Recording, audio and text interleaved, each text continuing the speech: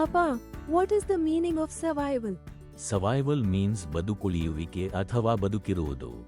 Survival refers to the act or process of continuing to live or exist, especially in difficult or dangerous circumstance.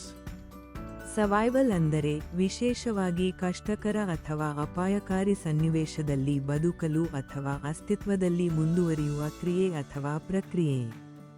Appa, how to build a sentence by using the word survival? We can build a sentence like this. Survival in the desert requires finding water and shelter. ಅಂದರೆ ಮರುಭೂಮಿಯಲ್ಲಿ ಬದುಕುಳಿಯಲು ನೀರು ಮತ್ತು ಆಶ್ರಯವನ್ನು ಹುಡುಕುವ ಅಗತ್ಯವಿದೆ.